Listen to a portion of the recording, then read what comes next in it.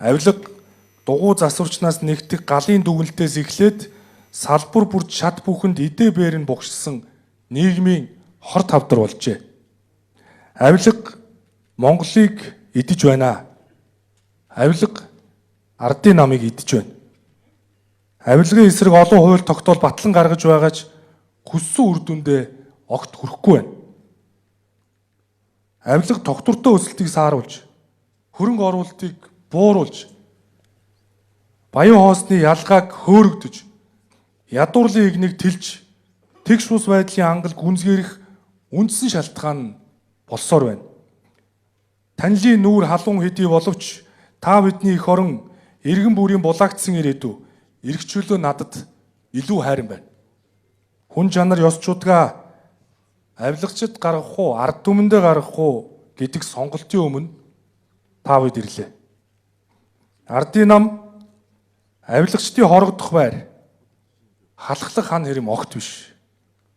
Монголын маргааш дуусахгүй гэдэг шиг авилгын эсрэг чөлөөлтөд дараагийн удаагийн шоошлуулах хэрэггүйгээр яг одоо зарлж байна.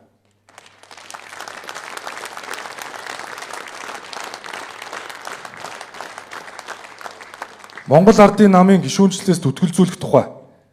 Монгол ардын намын даргын хувьд прокурорын байгууллагаас авилга албан тушаалын хэрэгт ялагдчаар татагдсан улсын их хурлын гишүүн Амар Баясгалан эрчим хүчний сайд асан 50 бих үндсэн хууль зөрчсөн үндсэн хуулийн цэцгийн төгөлдөр тогтоогдсон улсын их хурлын гишүүн Булган Туяа нам дамнсан бүлэглэл байгуулж нийгмийг эмх замбраагүй байдалд удаа дараа төрхрөн Монгол ардын намын бодлого үйл ажиллагаа зохион байгуулалтаагаар гүтгэн харлуулж, намын бодлогыг хувийн офисоос говьуулан завхруулж, намын гишүүний ёс зүй сахилах хариуцлагыг уландаа гიშгсэн, баг хурлын гишүүн асан, Монголын үнэн сонины эрхлэгч асан Амундра нарыг Монгол ардын намын гишүүнээс чөлөөлөх нь зүйтэй гэж үзэж байна.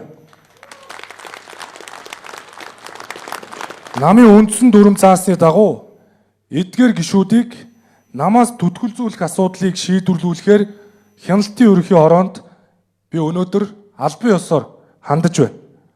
Урдын гавьяа зүтгэл авилга албан тушаалын хэрэг ёс зүй хариуцлагаас халахлах бамбаа болох учиргүй.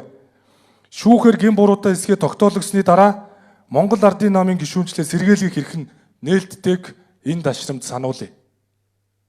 Ийхүү Монгол ардын намд өнөөдрөөс цэгцлэх хөдөлгөөн ёс зүй сахилах хариуцлагын цаг хугацаа эргэж эхэллээ.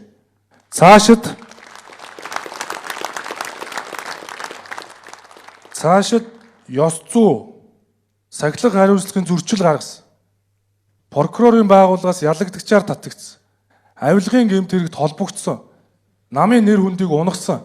Намын бодлого зөрчсөн гишүүдийг хяналтын ерөнхий ороо ёс зүй хороонд намын даргын хуваар өгж үе шаттайгаар шийдвэрлэх ёстой гэдгээ мэдэгдэж байна. Улс төрийн нам шүүх биш боловч ёс зүй өндөрлөгтөө сахих дүрм журамтай, сахилах хариуцлагын өндөр босготой байх учиртай. Улс төрийн нам алдаа дутагдал, буруу буртгаас өөрийгөө чөлөөлөх чадвартай, улс төрийн зориг зүрхтэй, эрх чөлөөг иргэндээ бүрэн дүүрэн эдлүүлэх үнд зүйлтэй үнэнч байх ёстой.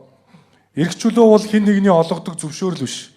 Эрх чөлөө бол хэн бүрийн эрхэмлэн хамгаалж тэмцэн олдог эрхэм нандин үнэт зүйл юм а. Эрх чөлөөний зам бол иргэн төрийн итгэлцлийн зам юм. Авилгын эсрэг чөлөөлтийг ардын нам өөрөөсөө эхэлнэ. Ардын нам авилгачдаас чөлөөлөгдөж ард түмэндээ эргэж ирнэ. Ардын нам эрх чөлөөг хамгаалж түмнийхээ сэтгэлд иргэдийнхээ итгэл дахин төрнө. Ардын нам авилгачдаас чөлөөлөгдөж ард түмэндээ эргэж ирэх болно. Эрх чөлөөний нар хэн бүхнийг алагчлгүй эвээх болтугай.